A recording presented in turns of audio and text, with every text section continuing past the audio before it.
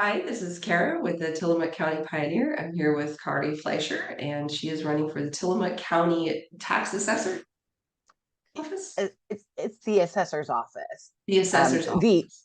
tax collector is actually portion of the a portion of the duties, but it's actually just kind of part of the job. It was appointed to be part of the assessor's responsibility, but that's actually um, not necessarily part. It's a small part of it, but it's not the elected portion. The assessor is Interesting. the actual elected portion. That's interesting. Thank you for that. So, this you have been in this role before. Why don't you tell the audience how long you have been in that position? I haven't been in the assessor's position. I am been a commercial industrial property appraiser. So I've been a commercial appraiser for the last 16 years. Before that, I started in the assessor's office in 2004. So I've actually been a total of 20 years there. I started as a trainee and then got my registration in December of 2004. And so I've been a registered Oregon appraiser for probably, well, if I do my math right, 19 years. So I've appraised every property practically in the county, at least property type, from residential, farm and forest property, um, along with commercial. And just this last 4 years, have actually gone back just due to job vacancies and turnover with staff. I've now, in addition to my normal role of commercial industrial appraiser, taken on areas of Pacific City, Sierra Del Mar, Nescoin, and Cascade Head. So I've been doing a lot of coverage. Is that partly what inspired you to run for this position?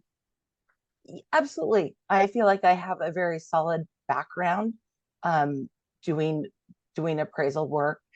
This is my second go around. I did run for this position in 2012 when our former uh, the prior assessor Tim Lutz had retired, and so it's really just been a kind of lifelong stepping up progress that I've really found this job or this appraisal work just kind of a great career, and I really want to take that to the next level.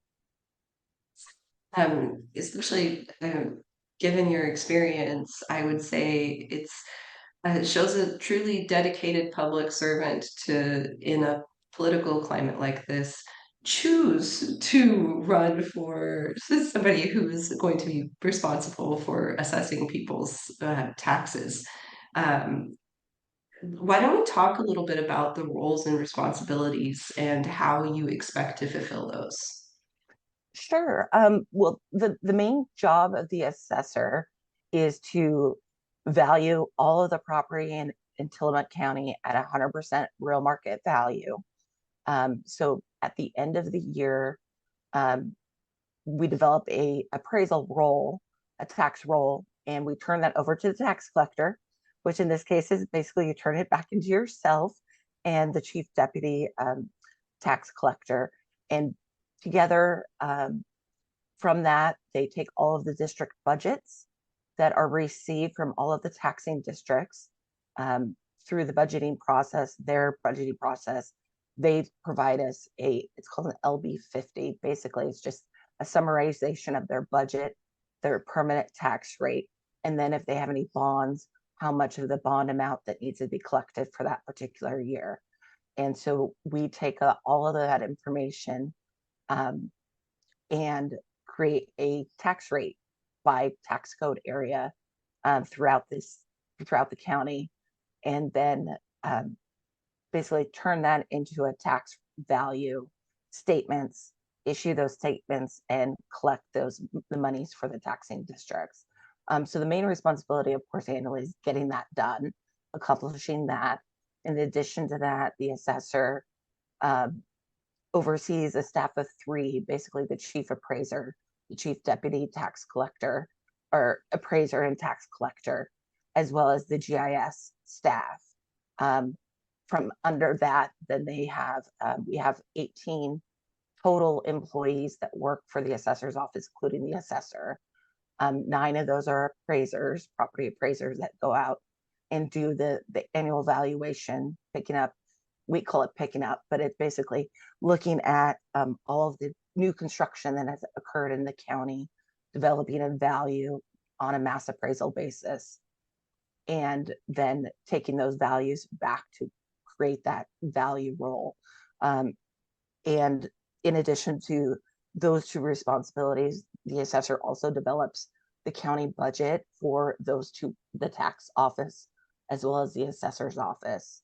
And then the other main responsibility is putting together the how part of the county's funding, the assessment office is funded is through we get a portion of fees collected from the clerk's office as well as delinquent interest, and that is done through a grant program through the state. So a lot of pool money comes together at the state level through those associated fees, and then the assessor puts together a grant application and culminates that into an application, submits that to the state, and then a portion of that money gets allocated to our department. So those are kind of the 3 major work products that the assessor is ultimately responsible for. Very, very clear. I feel like I learned something.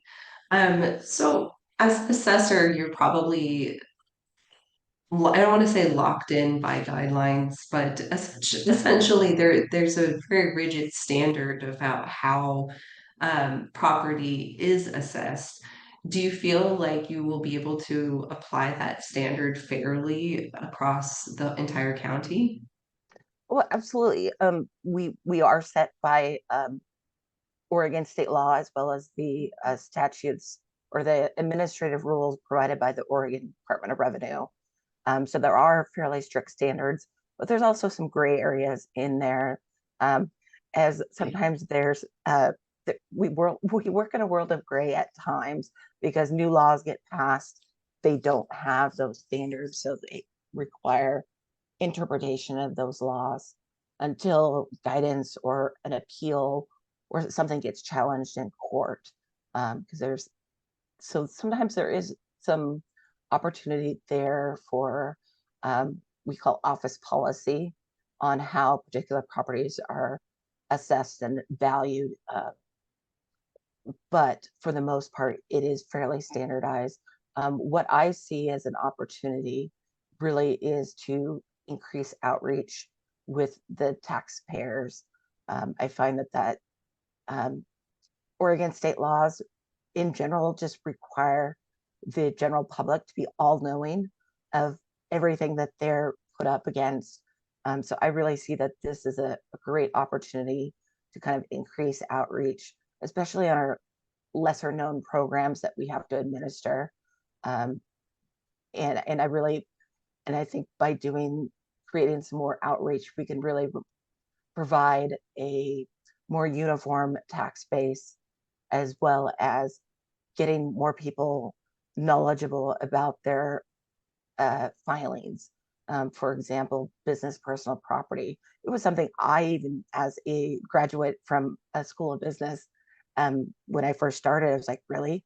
You have businesses have to file a piece of paper, and I was an office manager for a little tiny company, and I had no clue. We filed our state tax or our state filings, our employee taxes, our federal tax filings, but none of this was it was such a new arbitrary thing that I really think by doing that, we can have just a little bit more uniformity, so that more people know that they're required to file, what they're required to file on. For example, our vacation rental, we have such large number of vacation rentals in our county. That is actually in property tax world that's a business. So all of the contents in that vacation rental, from your silverware to your couches to your TV and furniture, is fully taxable because it's being used to create income essentially. And so it would be, now that we have a publicly available registry, that information we can get out and send those returns to all of those property owners and really increase our compliance. It may not generate a whole lot of tax. That's one thing. Sometimes it's a very arduous project with very little return. But if we can get more of our people and our citizens aware of it, they're more likely to comply with the standard, where we don't have to actually be the one saying, here's your tax bill. You didn't file, and this is how much we think your value is at. So You're it talking to a libertarian, so just so you know, before I say, I would say there's an alternative. We could lobby the state so that we don't get our silverware taxed. That is an alternative. Oh, absolutely, and there very well may be a push. Um, Thankfully, the standard, there is a minimum amount of value you have to have to where you get a tax bill. Right now, I think that threshold is around $20,000. So anything, if you are a small business or of a property that has really old contents, old furniture, you may never see a tax bill, but you still are required to file a return on an annual basis. Um, and there may be a push through the state legislature to change those amounts. So it's not as arduous of a program. We may look, if we have a number of accounts, there is a online filing program that we can implement. Um, right now, it's just the cost barrier seems to be high for the number of accounts that we have. So um, there is opportunity there, but it's more just inviting. Um, I think more people would comply if were aware of it, and and and then if they weren't happy about it, there's definitely opportunities to change the rules too.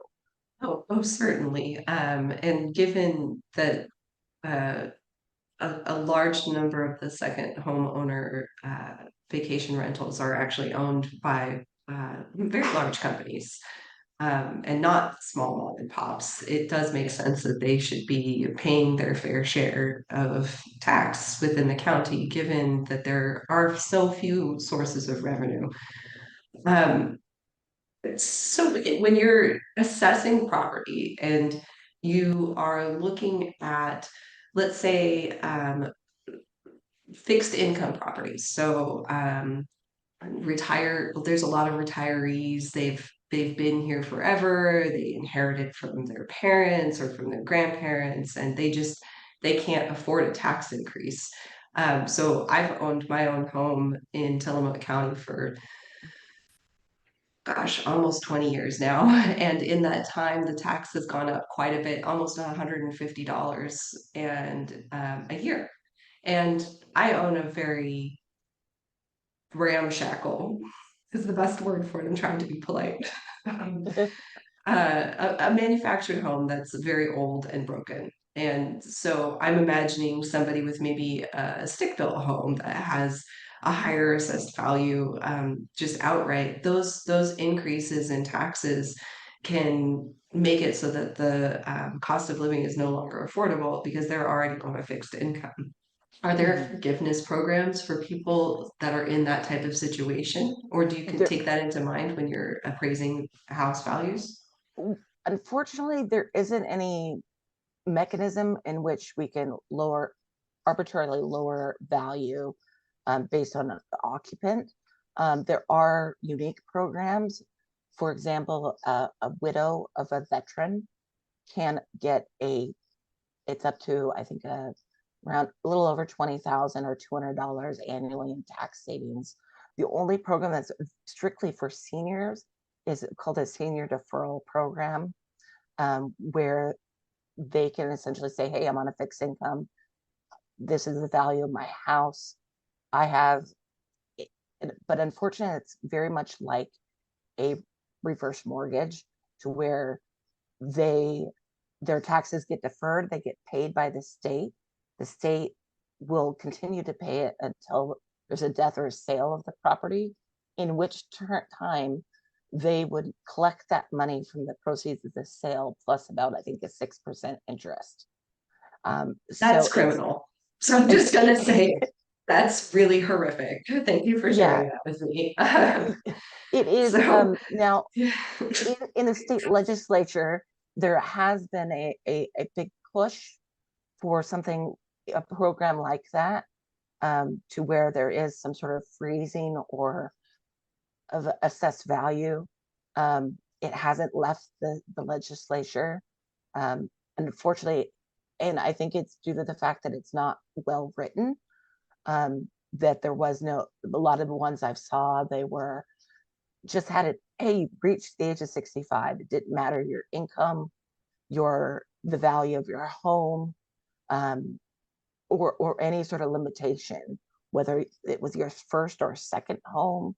Um, in a county where we have such a large population of elderly people or retirees that come here to live on the coast, um, it may be very detrimental long term to our taxing districts and the services that are provided from that tax revenue. What I have read, I'm a member of the International Association of Assessing Officers, and I have been so for, oh, I think it's 2011. And one awesome thing that was, I think, in the state of Colorado is they've created a similar type program where people that are on meeting some federal poverty level, um, can essentially get their taxes. They either do a work program where they volunteer and they can work off their taxes through a volunteer program or something of that nature, to where they're basically giving back to the community, but they're also not burdened financially for that if they're able to. Um, it it was a very unique program, and I think something like that would be great here, because I mean, my heart goes out to that. I know that there's several The county taxpayers. commissioners, yeah, I'd love to see the county commissioners get a pay cut. Honestly, given how many years, not just the commissioners, but senior level county staff have gotten pay raises, and that has not been true for most small businesses. It has not been true for the mom and pop. The obviously, if you're fixed income, Social Security, I think went up twice in the last 20 years, maybe once. I can't remember if it was once or twice. So I think that there's this assumption that the people who run the county can live well, and they are not ever expected to sacrifice at the same level that the people that they manage, and that's an assumption that that's absolutely a given.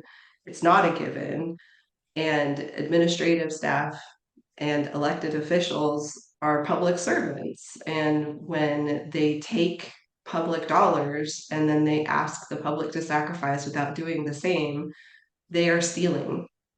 So, curious what you think about that, given that you're running for an elected office to tax people's land.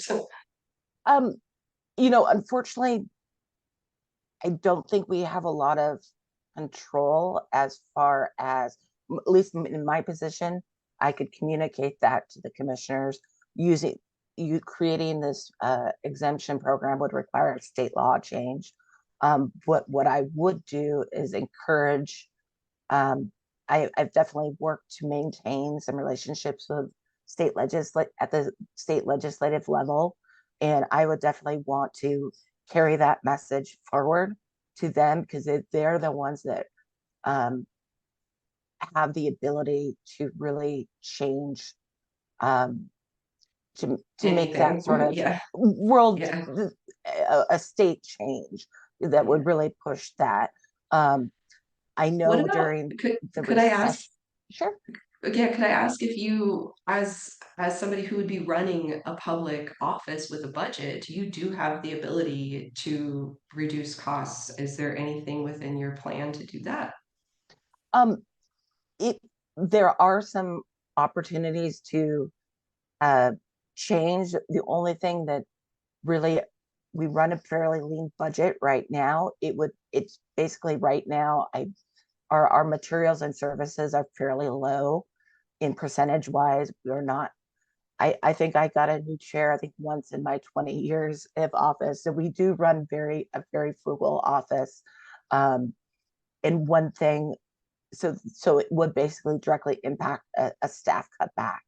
That would it, because we are very people heavy, and so it would be impacting the lives of all of everybody that works in that office. What I would aim to do is really look at how we can be more efficient with the people and the staffing that we have, um, rather than, and then maybe through attrition going forward, if there were opportunities. Our office did make some pretty big sacrifices in the last several years. We did have a paid tax collector, where the chief deputy tax collector and the um, chief deputy assessor was a separate position than our chief deputy tax collector. Um, and during Denise's reign, she actually, when that person retired, that position was no longer filled. And so we did sacrifice an employee at that point. Um, so, I mean, and I think if we were faced with budget cuts at the county level, um, basically, I mean, we dictate our own budget, but then it goes to the treasurer and mixes together with all the other county budgets. So I think for the we do definitely get the biggest bang for our buck, I think, in our office, as far as we are the provider for all of the districts and the county's funding. I mean, so if we do cut back, that might mean that we're not going to be able to add enough. The tax revenue may not be collected to the same standard as it was um, for future growth. But one thing, um, other counties in times of to be very fiscal conservative, they have kind of re-looked at the appraiser world and said, hey, maybe we're going to get data collectors, which their sole job is to go out and not necessarily measure, but draw the floor plans, get everything prepped, go out and do some of the field work. And then those registered appraisers are kind of more at the desk level doing the major valuations, not necessarily the collecting of the data.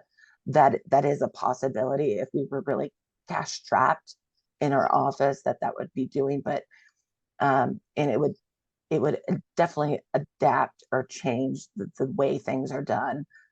Myself, that field work to me is a great thing. I get to go out in the field.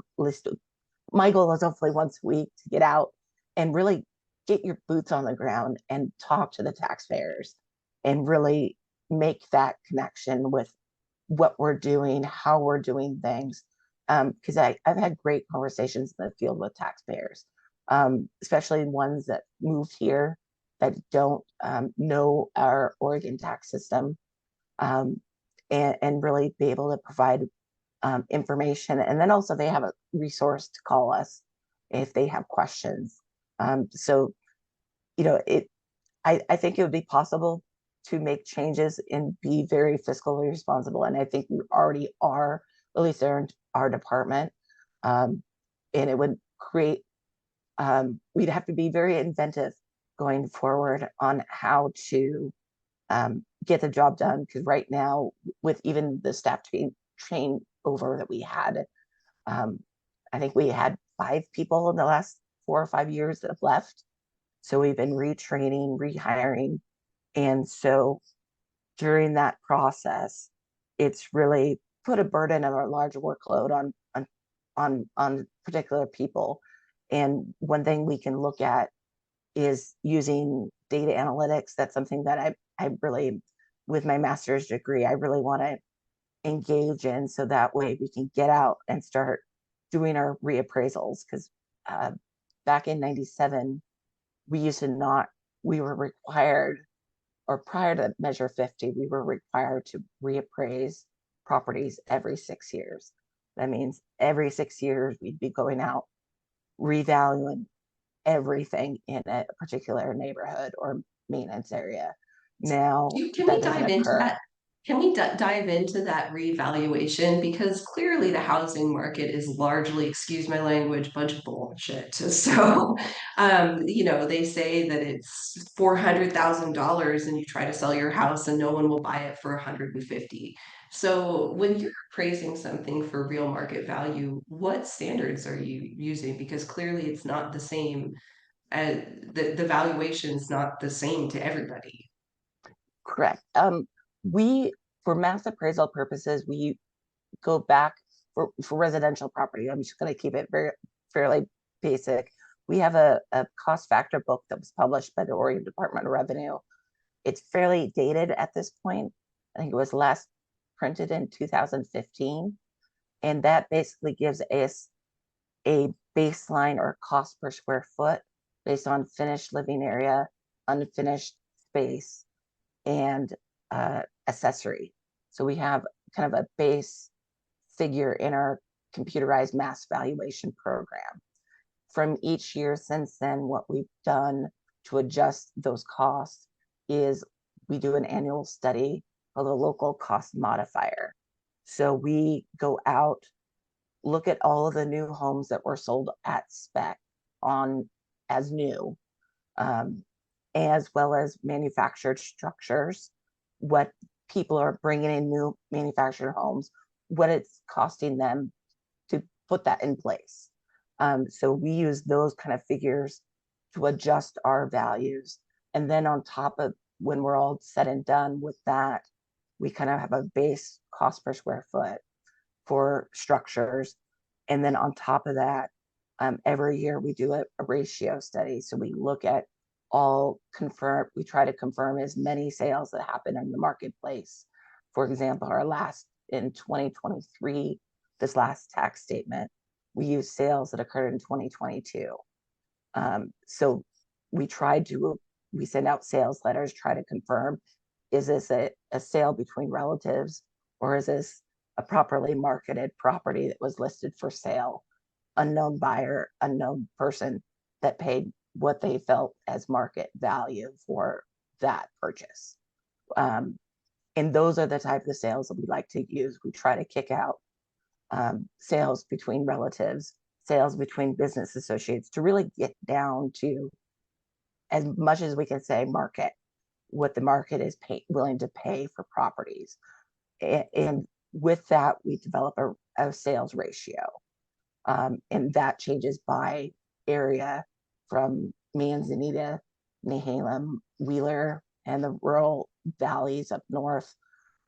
City Rockaway Beach has its own community. Bay City is lumped together with Tillamook. And then we have a rural Tillamook area, kind of with the Tillamook School District. And we also have South County, rural South County, which is mostly anything in the Stucca Valley School District. And so essentially, at the end of the day, we package that all together to come up with what we feel as real market value.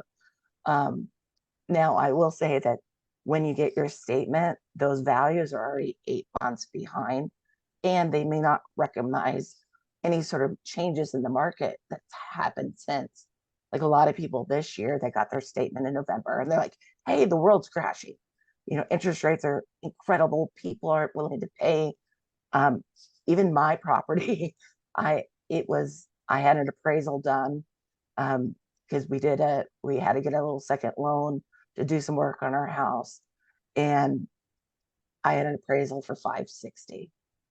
My real market value when I got my statement was over $700,000, and I personally did what I took the avenue of appealing to the Board of Property Tax Appeals, took my appraisal that I received that said my house was worth 560, and took that to the board, which is independent of our office. It's run by the clerk, and I essentially argued my value, what my evidence was to them, and then the county assessor's office had the opportunity to testify on why they felt it was worth more. And so thankfully there's an appeal process when you're not happy with the value. And in my case, my value was reduced. And then if I still wasn't happy with that reduction, I could further appeal that to the state magistrate of tax court and then go all the way up to the Supreme Court, which does happen, but usually not much on residential properties. But so, I mean, there we have checks and balances um, on our values, but it is, and it also may not reflect um, an individual property like my fee appraisal. They they look at one, they look at my house, and then they look only at three comparable properties that have sold, and they try to get the most comparable.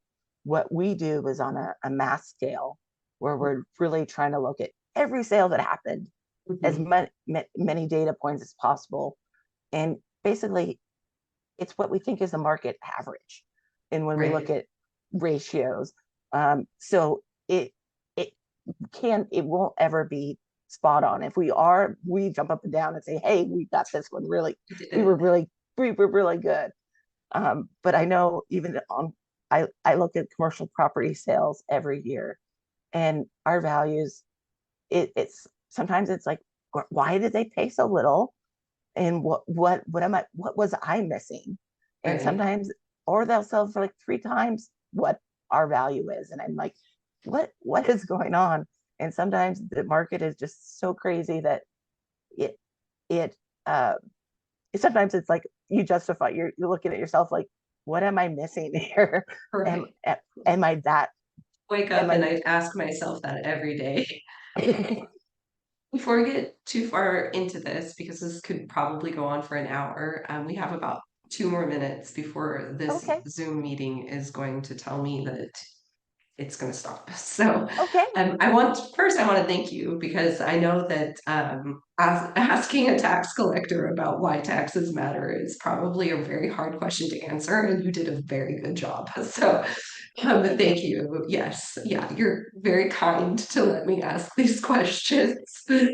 Um, but is there anything else that you want to leave the viewers with before the election?